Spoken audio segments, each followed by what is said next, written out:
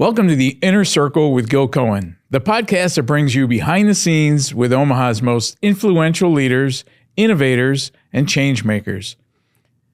After more than 15 years with Omaha Magazine, I have had the privilege of building connections with the people shaping the future of our city. Every episode, we will have an insider's look into the stories, challenges, and insights you won't find anywhere else. Whether it's business, government, sports, or the arts, the Inner Circle is your front row seat to the voices that drive Omaha forward. The most successful entrepreneurs will tell you to follow your dreams, but what does that look like? Joining us today is Martie Cordaro, president of the Omaha Storm Chasers and Union Omaha, to share with us his 27-year journey with minor league baseball and running not one, but two professional sports organizations, reporting to two different companies, and how community involvement is crucial to finding your passion.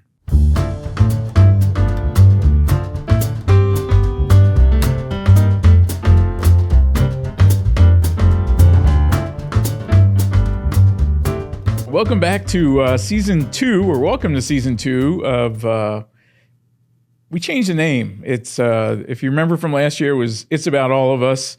This year, we've changed it. You can see the screen in the back. It's the show's called The Inner Circle. And we're doing that to kind of change things up a little bit. I know we had some great guests last year. We want to continue that. We want to continue talking with people like my guest here, Martie Cordaro, president of the Storm Chasers, 2 words, and Union Omaha soccer. But at that CEO level, that hopefully some of our viewers and followers can get some insights as to what's it like being behind that CEO's door. So, Martie, welcome to the podcast this afternoon. Well, I feel lucky. I'm in the inner circle now, Gil. You're the first in the inner circle. Thanks for having me. Season 2. This is great. Season 2.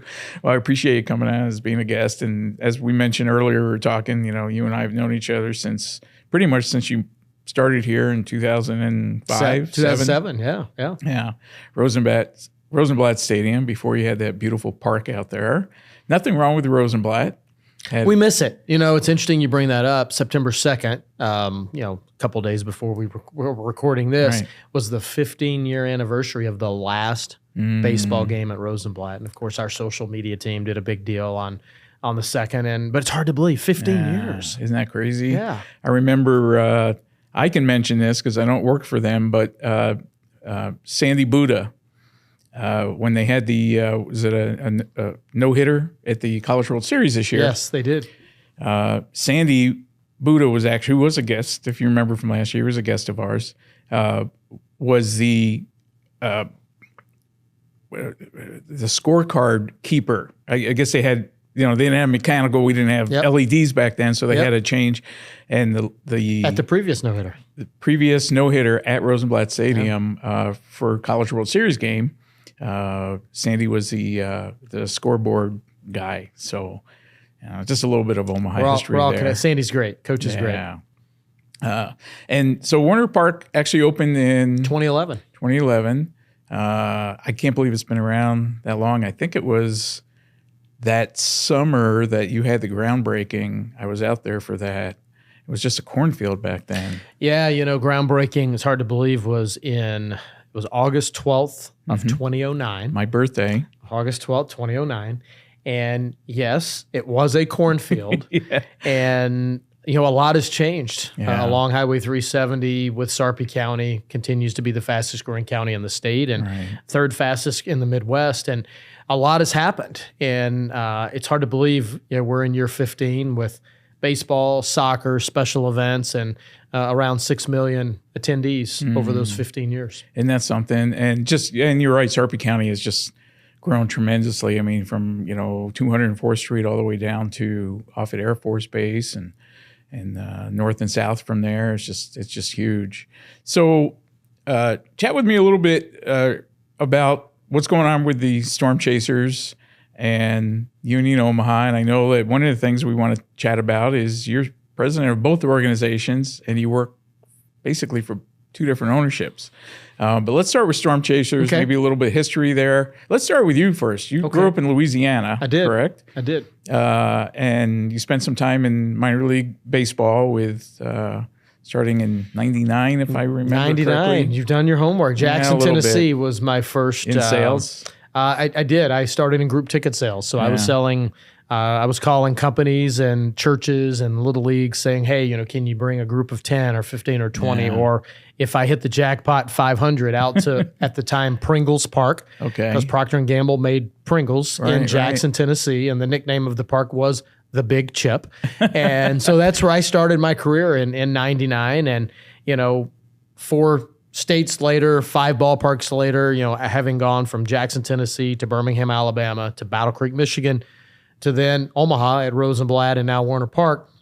It's been quite a ride, 27 years and 27 seasons in minor league baseball. Did you see yourself back then as continuing to get to the level you're at? Because, a lot of people in sales, especially in sports sales, they might move around, not necessarily work their way kind of up to that level. What was different about your career path than maybe somebody else in that group sales or that type of sales business? Well, it's a great question. Backing up, when you mentioned for Louisiana, I worked for the baseball program at Louisiana Tech for 3 years when I was finishing my marketing degree. That was on the heels of changing from education because I was going to be a baseball coach. Why the change? Well, I also played music professionally. I was a drummer, and I dropped out of college for 4 years and traveled and toured. And the marketing and the PR and doing interviews like this with college radio stations, that marketing side is one of the reasons why I shifted when I went back to school after that band broke up. And I really didn't know. So if I say in 99 in Jackson, Tennessee, I knew I wanted to be a GM, I didn't. I didn't know, because I would tell you, even though I knew that being a GM in minor league baseball is not the same as being a GM at Major League Sports, because GM at our level is about running the business operations. GM at a major league level is totally about player development. It's different. So while I can sit here and tell you I thought I knew what the industry was about in 99, it was 2000, 2001 before I had a real good feel for how the industry operated. At that time, minor league baseball had 160 markets. And by 2001, my GM called me in his office one day and said, look, I don't want to know what you're registered to vote, but if you're not an independent, you need to be. And I'm like, what are you talking about, weird, David? Yeah. It was some of the best advice he ever gave me. He said, you need to be an equal opportunity offender. When you're in the entertainment business, when you're in the sports business, you need to cater to all parties. And I did. And I have been registered that since 2000, 2001, whatever that exact year was. Republicans can go to baseball games. Democrats can go to baseball games. And, his mantra. And independents can go to his baseball mantra games. is everybody's money's green. And, I learned that early on, that what we were doing was about community and was about people and about all people, not necessarily baseball or baseball fans. And that was a really good bedrock for me. And by 2002, which was I say our last year in Jackson, my wife and I met in Jackson and got married in Jackson, Tennessee as well. Once Sarah and I left Jackson, I knew I wanted to be a GM. So we went to Birmingham, which was a larger market. I basically was doing the same thing, running corporate sales, running game entertainment, game ops, hiring game day staff and training them. But it was in a bigger market. So that was the next step: Birmingham, Battle Creek, Omaha. And now you've stayed here. Been here 19 years. Sarah and I thought we'd be here 4 or 5 years because we lived in 4 states, 02, 04, 06. We lived in 4 states during that period of time. It's a lot of moving. And you're right. A lot of salespeople will move for a better sales job, or they'll stay at a team for a good sales job because they've got a great client base. For me, it was more about running an operation and impacting a community as best could. And that was the first opportunity, was Battle Creek, Michigan, where Alan Stein hired me.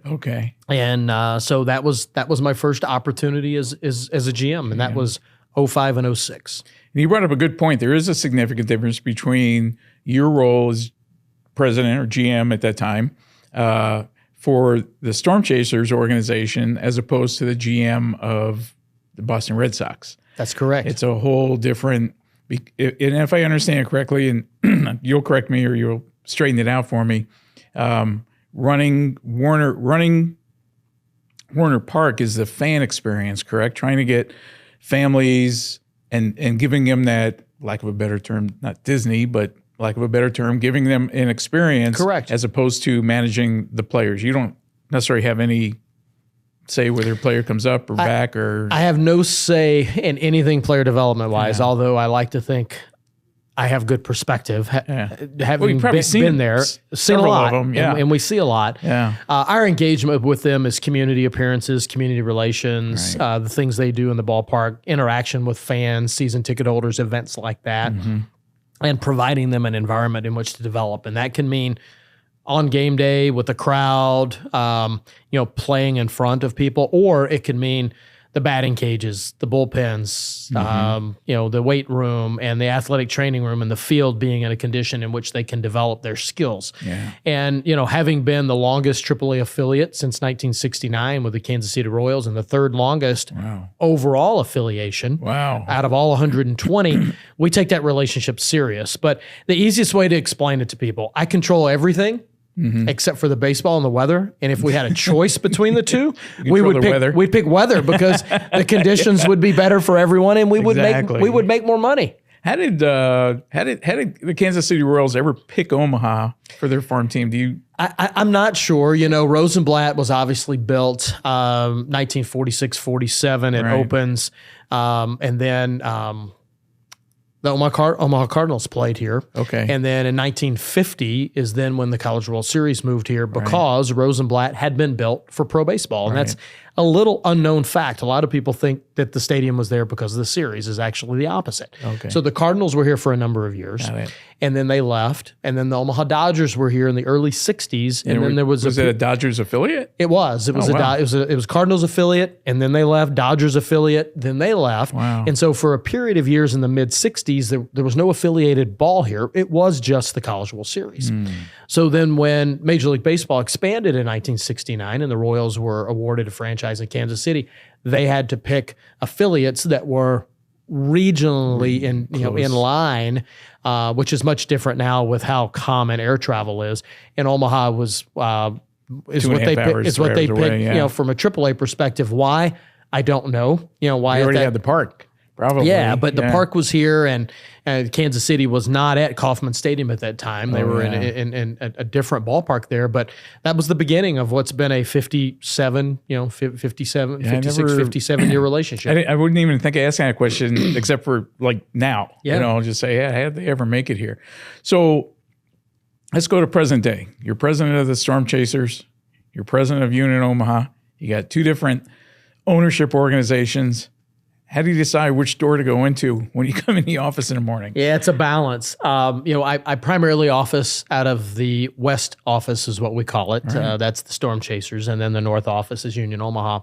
But that's where my desk is. That's where my office is. And yes, we have common boardrooms and things that teams, that the staffs do use and share. But, it's really meeting by meeting. And right now, it is somewhat soccer heavy, just to be candid with you. That's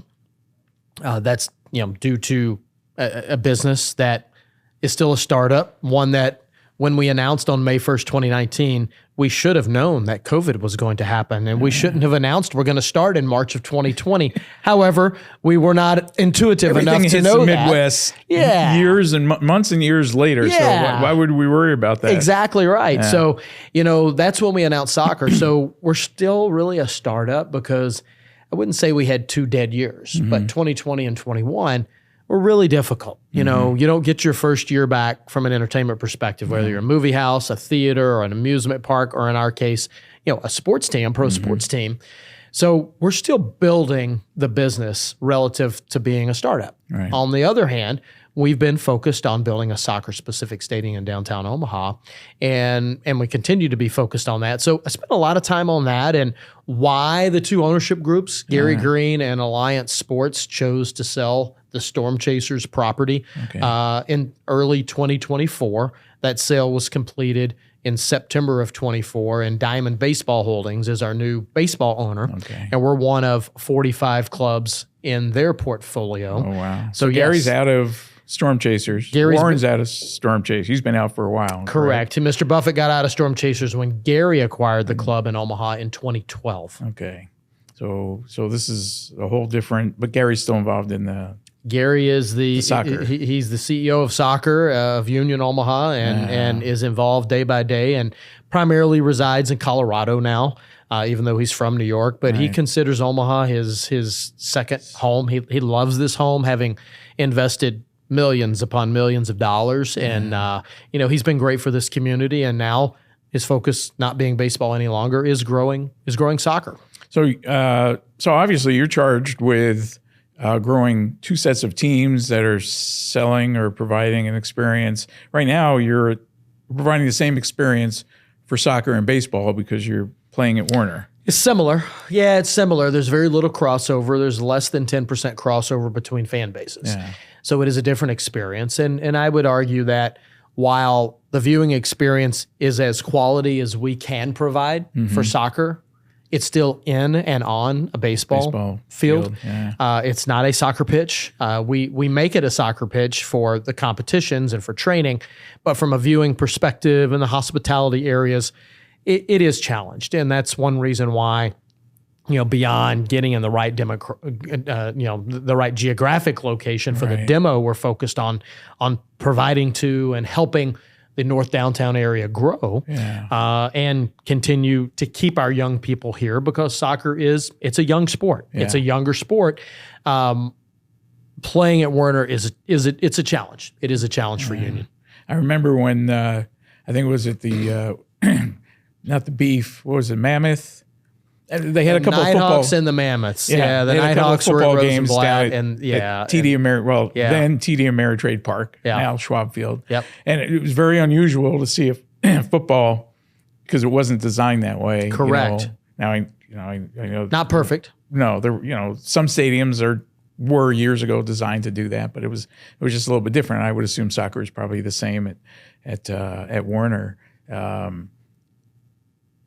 Bringing up Werner itself, that had to been a coup to get that endorsement or that sponsorship. How did that come about? Yeah, I got here in fall of 2006. The short version of a long story is Werner had just celebrated their 50th, and they had a concert in the parking lot at Rosenblatt tied with an Omaha Royals game before my time. And my boss at the time said, "Here's your book of business." And there were 6 or 7 accounts I got. Okay, thanks. This is great. I'm new to town, and that's what I get. But sounds like the way I started with the magazine 18 years ago. There you go. Here's your 6 or 7 there accounts. You go. Go create your own happiness, right? Yeah. And build your book. But so Werner was actually my first call, which is kind of, I don't know, symbolic, poetic. I don't know what the right word is, but they were my first call. And I sat down with a gentleman by the name of Fred Thayer, and he was familiar with the sports world, having worked with the Cleveland Browns, and he was a huge sports fan.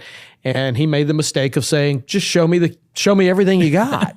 So at Rosenblatt, we weren't able to do naming rights. Right. So we created a season presenting sponsorship for them. So it was our version of a naming rights. So Werner worked with us the last 4 years of Rosenblatt, which were my first 4 years in town. And it kind of teed up when we moved to 120th Street and 370. Right. Being a mile and a half as a crow flies from the world headquarters of Werner Enterprises. It was the right time, right place. And Mr. Werner, C.O. Werner, founder of Werner, he said, this is a real opportunity for our associates.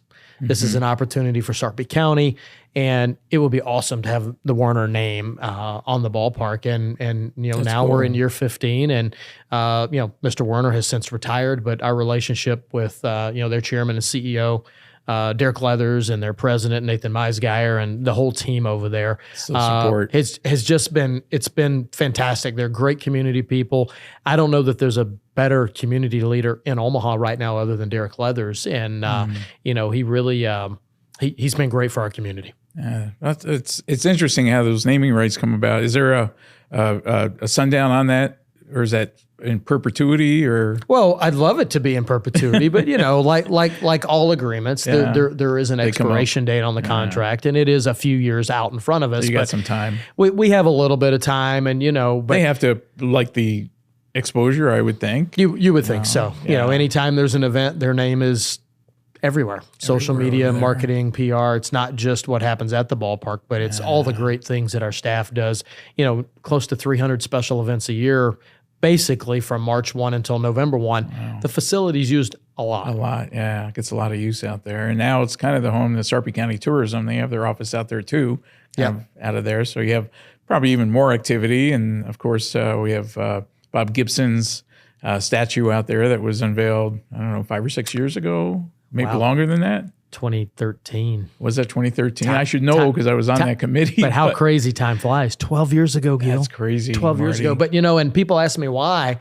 Well, first off, it is strange. You have a Cardinals jersey sitting in front of a Royals AAA affiliate. But Bob lived in Bellevue for, 35 years or so with Wendy, and obviously, rest both their souls now. But Bob was, he was a beacon. For Omaha athletics, just with how high he rose in Major League Baseball, they changed the pitching mound, lower the pitching mound because of his 1968 season. And, Mr. Werner, as well as Mr. Buffett, Sarpy County Sports Commission, Littleton Halston, did such a great job. And having that at Werner Park, he's pro baseball, and we're honored to have his statue. Well, you had a bobblehead event a couple years ago. We did. Yeah, he was around. I was up there with him, and up one of the suites up there with Bob and Fred Huey and a few other people. It was fun event to honor him. So what are your challenges going further? I mean, every year.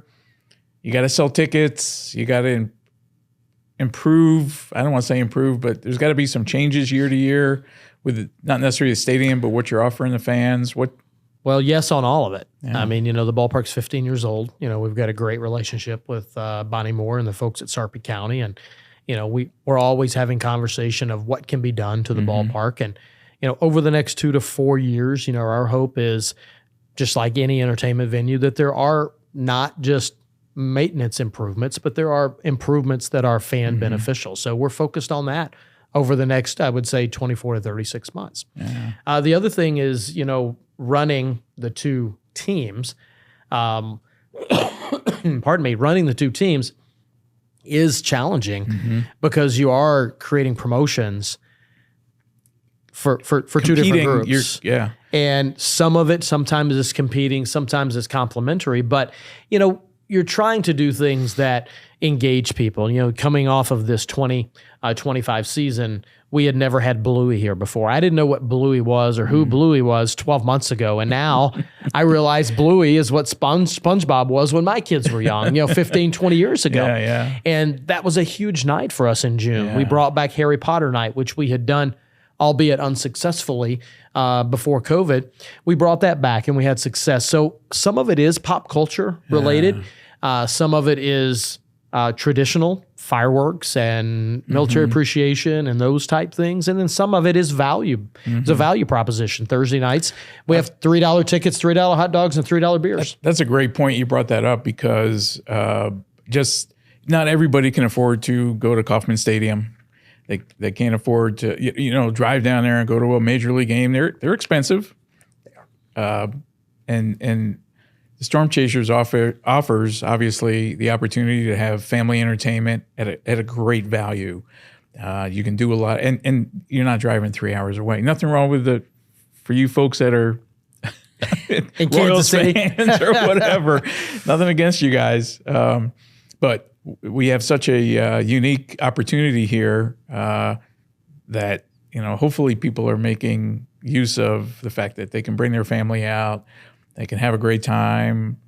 It's not really expensive. I'm sure you have ticket packages and things we like do, that. yeah. And, family of four can come out for around $100 or a little less than $100 on an average night. I mean, if you come out on Thursday, a family of four can get tickets and eat for $30 and enjoy a night out. It's it is very affordable. It is. And, we provide other values associated with helping charities and donating canned goods and those things. And people can go to our website, omahastormchasers.com, to find all that.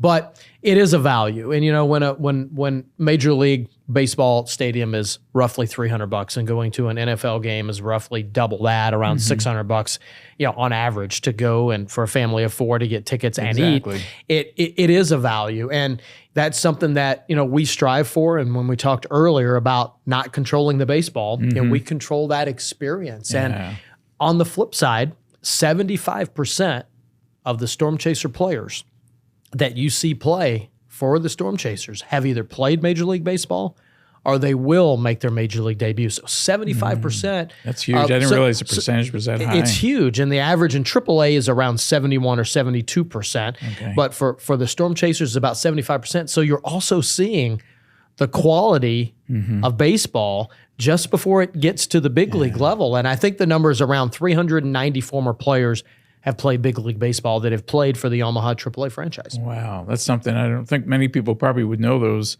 I remember, I don't know, it was last year, the year before, I was out at Werner for an event. I brought a buddy of mine out, and it rained. And they called the game. It was raining, thunder, or whatever. And I said, "Hey, John." It doesn't rain at Werner Park. Well, I'll tell you. But I wish. I wish. They canceled the game because of weather. And I said, "Hey, they're going to cancel the game. I don't know if you had told me that or Fred told me that, but somebody, whatever." And people were starting to leave. And I said, "Come on, John, he goes, "Can we just hang out here?" And I was like, "Yeah, why?" He goes, "I just want to hang out in the baseball stadium. We don't have to do anything. Can we go get a beer?" And I said, "Well, I don't know. We'll go check to see if they're still pouring." But I thought it was so cool that he didn't care that there wasn't a game going on. He just wanted to be in the stadium, just hang out at the stadium. There's a feeling, though. I mean, there is. And I always tell people there's two best times to be in a baseball stadium. Early in the morning, no one in the park. Yeah. Sun rising. Maybe the irrigation is going on the field, maybe not, but sun rising. You talk about peace and peaceful, especially if you are a baseball fan. Right. It is very poetic. Yeah. Or 4th of July when you can't get anybody else in the ballpark and we're running around crazy trying to provide whatever services, fans are needing at that time, but not in between. Not in between. I like the totally crazy or totally peaceful, but it's interesting. Your friend John, that's pretty cool because there is something about just being in a park, and even on a night like that when the tarp may be on the field and the game has been called. There's something with just, I didn't get it at the time. I mean, I did eventually. I understood what he was talking about. I wasn't thinking that way because I figured, hey, I don't want to be hit by lightning or I don't want to fight the traffic, whatever. So it was probably okay for me because I figured, hey, everybody's going to leave. We'll just hang out here. And I think we were able to grab a beer or something and just hang out and just sit. And that was it. It was just, that's all. I love that story. Yeah. I've never heard. That's a story I've never heard before in my 27 years. Thanks for sharing. You can quote me on that. Thanks for sharing. Sure. Before we wrap up here, let's talk about a little bit about your community service involvement. I know you're involved with ALS and some other organizations within Omaha. And why don't you chat about your role there and the role of being president of the organization and how that. The community is something that I look at as part of my job. It's not in addition to my job. And I learned that from all the greats that came before me in minor league baseball. There's not another sports industry that does community like we do. And, 27 years in the game, 4 different communities, giving back is just at the fabric. What makes up our industry. And it has changed a little bit. When Major League Baseball took over minor league baseball in 2020, there's no minor league baseball office anymore. It's all now run out of New York. So we are more local or more hyper local than we used to be in some regard, especially with community. Right. But with our business operations, we're less local and we have less autonomy. So I say that because I think it's really important for us as operators, club owners, club presidents, club GMs, club community relations folks, people that are engaged in the communities in which we live and play, to continue to give back. And yes, whether it's ALS, whether it's Boys Town, whether it's CHI Health, whether it's any number of organizations. You know, I hate to go down the list and leave people out. Yeah, that's okay. We're not leaving anybody out. You know who you are. But I think it is important. And, you know, our organization, not Martie, but our organization annually, we make donations or, you know, from an in-kind perspective or cash or volunteering to more than 500 nonprofits in the community every year. And some of that is, you know, free advertising and marketing opportunities for them in the ballpark. Sometimes, again, it's donations to their charitable events. Sometimes it's us raising funds through jersey auctions or some other way. And it's fun. Doing good is fun. Helping others is fun. And let's face it, you know, in today's world, we know it is a crazy world, and it has been for years. This isn't just a 2025 thing. People need a handout sometimes, so we can help lift them up. And whether it's food insecurity, whether it's education-based, or whether it's health charity-based or social charity-based, those of us that are in positions to be able to put our hand out and to help and to say, what can I do? It's important. And it's also important for us as community leaders to remember we need to meet people where they are. We don't need to expect them to meet us where we are. And that means going to the Sienna Francis House and seeing the need in our community and seeing the homelessness need, not just talking about it, and helping and stocking pantries and doing those things. And so that's what myself, my wife Sarah, and our boys, I mean, those are important to us. But as an organization, meaning minor league baseball organization, not just Storm Chasers, it's important. I could go on and on, but that's okay. I'm pretty passionate about that. No, it's obvious you are, and I think we're pretty lucky. I've brought this up with several of our guests, how philanthropic the Omaha community is. And you look at all these different organizations and how they participate in their own way, but it supports all of the entire community. You know, you might have one little part of that. Another company might have another little part, another company have another little part, but all together, you know, we're able to kind of support a lot of the different organizations, a lot of the different initiatives, philanthropic initiatives that are out there. So I'm blown away. Honestly, I'm blown away at how giving this community and caring this community is. And when I got here, I went to lunch with a community leader, to be unnamed, but he said, have you found your passion yet? And I had reached out to the ALS Association and I was starting to do research, but I already knew before that lunch that, you know, giving back was core to Omaha, which really aligns with minor league baseball. Good for you. Cool. In the couple minutes or so that we have left, anything we left out? Is there any advice that you would give to an up and coming, somebody sitting at home and saying, hey, I want to go into baseball, or I want to manage a baseball park, or I want to work for two different organizations and be CEO of both? Is there any advice that you can give to? Yeah, you know, follow your dreams. The sports industry offers so much now that it didn't when I started. There are so many different positions. You know, a large AAA staff, you know, 27 years ago would have been 20 people, and now some of the larger AAA staffs are 50 people. I mean, we run special events, we had social media, creative design, video, content. You go on and on and on. A lot of things that didn't happen when you and I were much younger, Gil. And so find something that you like to do. And whether that's, maybe it's grounds, maybe it's horticulture, find something you like to do. And if you like sports, there can be a parallel, opportunity there for you.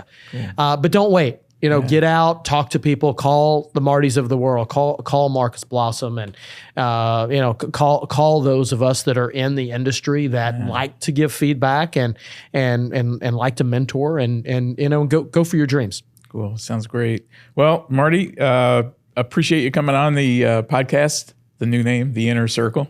I'm glad I'm in now. You're the inaugural Well, this is the second inaugural, because you were the inaugural Sports Commission Award winner, weren't you? Yeah. Hall of Fame. I forgot to mention that. Yeah, a few years. The community award. Yeah, for named for Dr. Jack. I mean, yes, that was an honor. That definitely was an honor. Very cool. Well, thanks for coming on the podcast, and look forward to many great years here. I hope you and Sarah stick around for a long time. You've almost lost the Louisiana accent. Almost. Yeah, but let me go home and have some crawfish, and I'll come back and I'll ask you, did you eat lunch yet? But yes, it's not all gone. It's not all gone. We've been chatting with Martie Cordaro, president of the Omaha Storm Chasers and Union Omaha Soccer, and appreciate Martie coming on the air today with us. Thank you, Gil. Yeah, you're welcome. Thanks. Thanks for joining us on the Inner Circle. I hope today's conversation gave you new insights into the people and ideas shaping Omaha's future. If you enjoyed this episode, please be sure to like and subscribe so you'll never miss a conversation.